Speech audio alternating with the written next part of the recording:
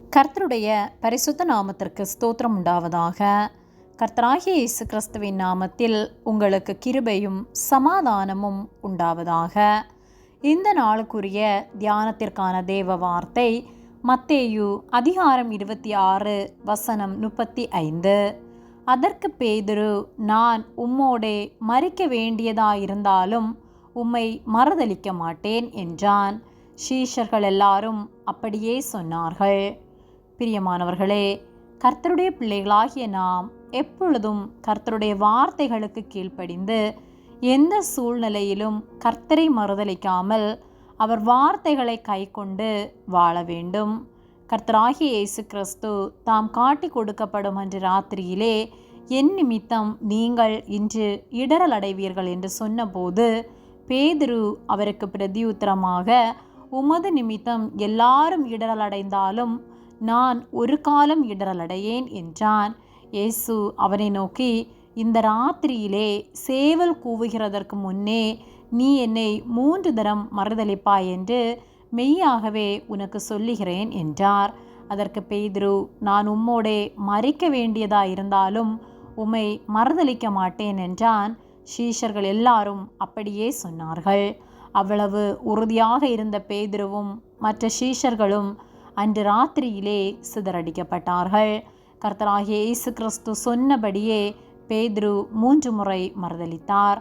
சீஷர்களைப் போலத்தான் நாமும் கர்த்தருக்காக உறுதியாக வைராக்கியமாக இருக்கின்றோம். கர்த்தரை மறுதலிக்கவே கூடாது என்று நாம் நினைக்கின்றோம்.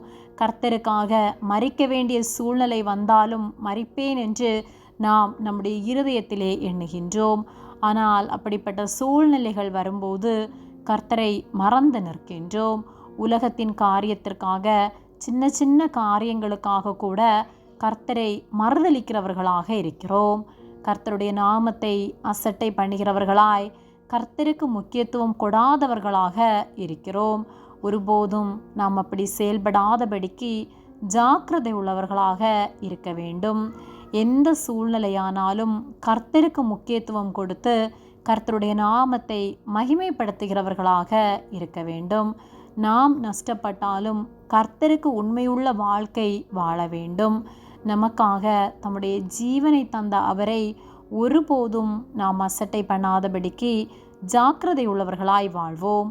மனிதர்களுக்காக கர்த்தரை விட்டு கொடுக்காமல் கர்த்தருக்காக உண்மையுள்ளவர்களாய் வாழ்வோம். கர்த்தர் நம்மோடு கூட இருந்து நம்மை ஆசீர்வதித்து நடத்துவார். ஆமேன். ஜெபம்.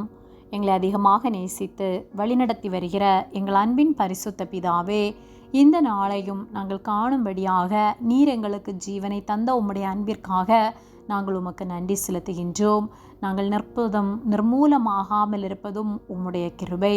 உம்முடைய கிருபையால் வாழ்கிற நாங்கள் ஒருபோதும் உம்மை அசட்டை பண்ணாதபடிக்கு, உம்முடைய நாமத்தை மறுதலிக்காதபடிக்கு எங்களுடைய வாழ்க்கையிலும் எங்களுடைய நடக்கையிலும் எங்கள் செயலிலும் எங்கள் சிந்தனையிலும் உம்மை மகிமைப்படுத்துகிறவர்களாய் உமக்கு சாட்சியுள்ள வாழ்க்கை வாழ நீர் எங்களுக்கு உதவி செய்யும்படியாய் ஜெபிக்கின்றோம். உம்முடைய வார்த்தைகளை கைக்கொண்டு நற்சாட்சி உள்ள வாழ்க்கை வாழ நீர் எங்களுக்கு உதவி செய்யும்படியாய் ஜெபிக்கின்றோம். ஒவ்வொரு நாளும் நீர் எங்களை போதித்து நடத்தும்படியாய் ஜெபிக்கின்றோம். உம்முடைய ஆலோசனையை விட்டு விலகாதபடிக்கு நீர் எங்களை காத்து கொள்ளும்படியாய் ஜெபிக்கின்றோம். உதவி செய்கிற உம்முடைய அன்பிற்காக நாங்கள் உமக்கு நன்றி செலுத்துகின்றோம்.